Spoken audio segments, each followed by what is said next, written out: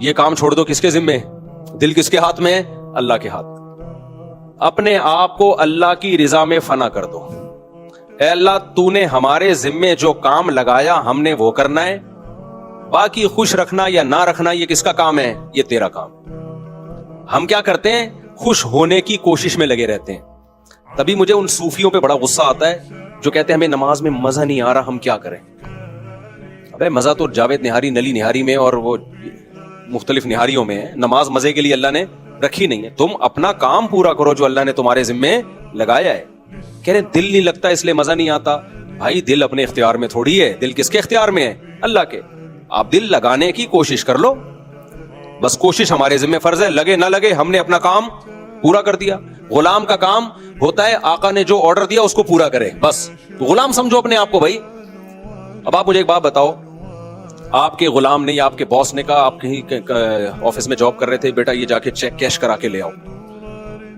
اب آپ جا رہے ہو، آپ کو تنخواہ ملتی ہے اسی چیز کی، اب آپ جا رہے ہو، آپ سوچ رہے ہو کل جب میں گیا تھا اتنا مزہ آ رہا تھا، بائک یوں یوں یوں یوں چوتھے گیئر میں چلا رہا تھا اور ایسے ایسے زگ زیگ کرتا ہوا جا رہا تھا کہ باس نے آج بڑے دنوں بعد مجھے کوئی کام کہا ہے، کتنا مجھے مزہ آ رہا تھا، بینک میں گھنٹہ بیٹھا رہا ہوں پھر بھی میں نے انجوائے کیا، کوئی ٹینشن نہیں ہوئی۔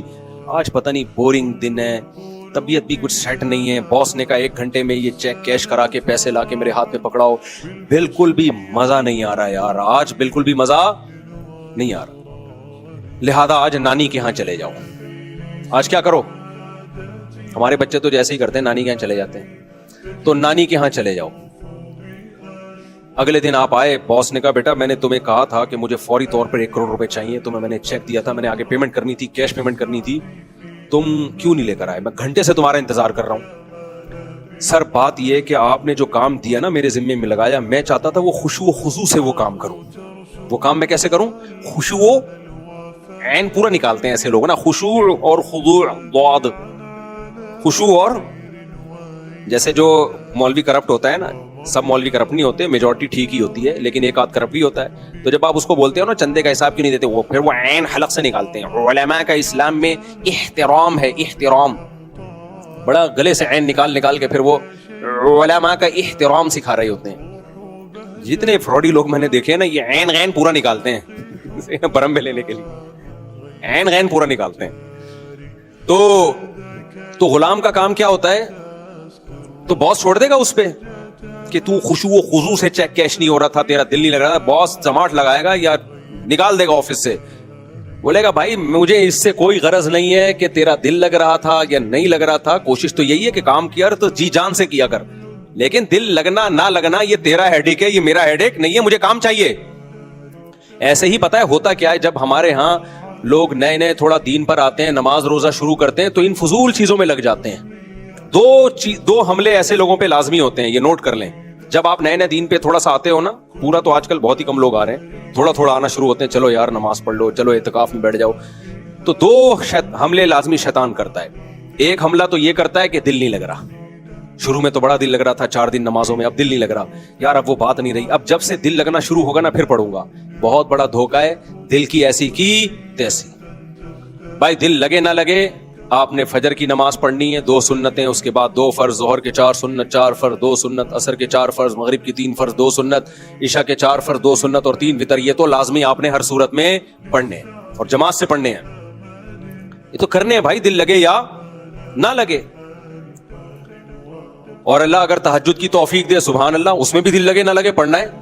ابن سیرین رحمہ اللہ تعالی بہت بڑے بزرگ گزرے ہیں، وہ کہتے تھے میں نے 20 سال تہجد پڑھی ہے نہ چاہتے ہوئے، دل نہیں لگتا تھا، 20 سال کے بعد اللہ نے مجھے تہجد کی لذت عطا فرمائی ہے، 20 سال کے بعد میرا دل لگنا شروع ہوا ہے۔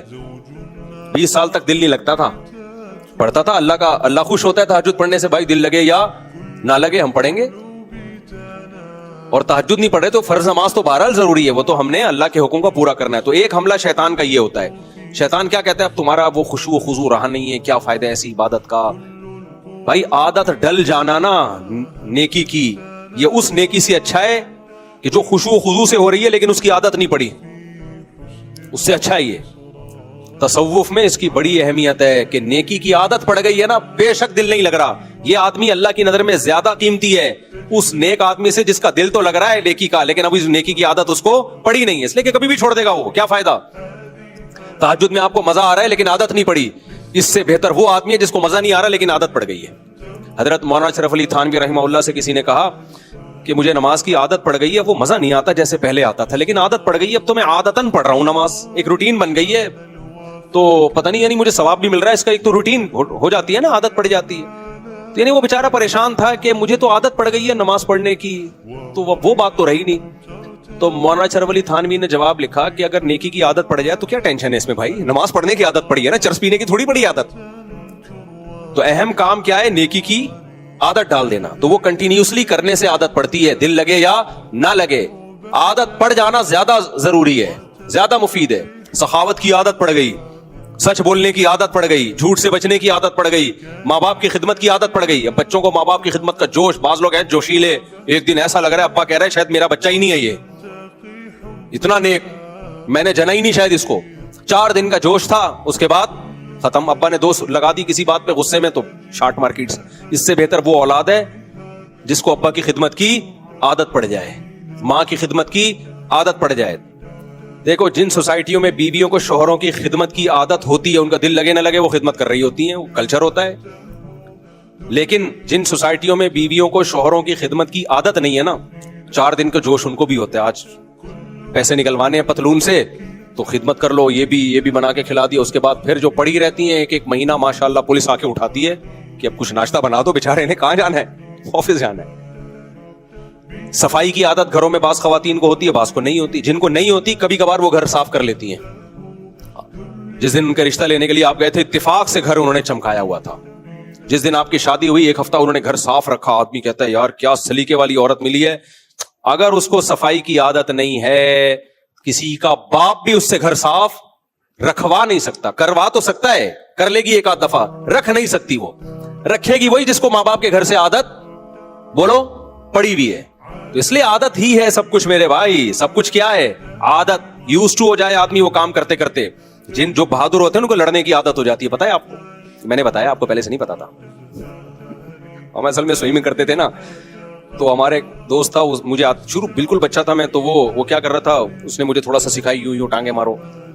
2 دوست تھے, اب میں یوں کر رہا ہوں تو وہ کہہ رہے میں نے بتایا ان کو, میں نے سکھایا. وہ بچوں کی عادت ہوتی ہے, وہ کہہ رہے میں نے سکھایا ہے. تو مجھے وہاں سے وہ لفظ نا یاد ہو گیا کہ جب بھی کوئی ایسی بات کرتے ہیں تو میں نے بتایا تھا آپ کو. تو کیا کہہ رہا تھا میں, کیا بتایا تھا, میں تو بھول ہی گیا میں نے بتایا کیا تھا. ہاں, لڑنے کی عادت. اس پہ عرب شاعر کا ایک شعر ہے, نبی صلی اللہ علیہ وسلم کے دور سے پہلے کا ایک شاعر گزرا ہے, اس کا ایک شعر ہے. اب شعر تو مجھے اس وقت یاد نہیں آ رہا, اس کا مفہوم یاد رہ گیا. وہ کہتا ہے مجھے لڑنے کی ایسی عادت پڑی ہوئی ہے, بہادری بتا رہا ہے, کہ اگر میں مظلوم کی مدد کے لیے ظالم سے لڑتا ہوں, اس میں یوز ٹو ہو چکا ہوں, مجھے عادت پڑ گئی ہے, کوئی ظالم ملے میں لڑوں. کہہ رہے لیکن لڑنے کی عادت سے اتنا مجبور ہوں کہ اگر ظالم نہیں ملتا نا لڑنے کے لیے تو مظلوم سے لڑائی شروع کر دیتا ہوں, کہ یار فی الحال ٹینشن میں جا رہا ہوں, کو پھڈا نہیں ہوا بہت دنوں سے, تو پھڈا تو کرنا ہے نا. اب ظالم نہیں مل رہا تو میں ظالم بن کے مظلوم کی کٹ لگا دیتا ہوں, اور میں اس سے کہتا ہوں یعنی مجھے ظالم دکھا دے ورنہ میں تجھے کوٹ کے تیری کٹ لگاؤں گا میں. تو لڑنے کی بھی عادت پڑ جاتی ہے بعض لوگوں کو, سخاوت کی بھی عادت پڑ جاتی ہے, چرس کی عادت پڑتی ہے, برائیوں جھوٹ کی عادت پڑتی ہے, سچ کی عادت پڑتی ہے, شادیوں کی بھی عادت بعض لوگوں کو اللہ معاف فرمائے پڑ جاتی ہے. اللہ تعالیٰ مغفرت فرمائے, کیا کہہ سکتے ہیں, میں اپنی بات تھوڑی کر رہا ہوں, ایک جنرلی بات کر رہا ہوں. تو پنگے لینے کی عادت ہوتی ہے بعض لوگوں کو, دیکھا ہوگا آپ لوگوں نے, خاندان میں ہمیشہ کوئی ایسی ٹینشن ہوتی ہے, ایک ٹینشن جس کو پنگے لینے کی عادت ہو, خود بھی ٹینشن میں دوسروں کو بھی ٹینشن میں. تو کرتے کرتے رہنے سے کیا ہو جاتا ہے, عادت پڑ جاتی ہے. تو اب کیا ہے, تو دیکھنا چاہیے بھائی اچھے کام کی عادت ڈالو, پھر بے شک دل لگے یا نہ لگے یوز ٹو ہو جاؤ, کرتا رہے گا اچھے کام.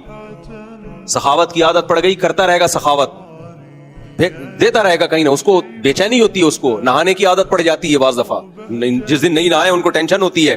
بعض لوگوں کو گندگی کی عادت پڑ جاتی ہے, ان کو آپ نے نہلا دیا مر جائیں گے, وہ مرنے کے بعد بھی کہیں گے ہمیں مت نہلاؤ, ہم دوبارہ مریں گے ورنہ.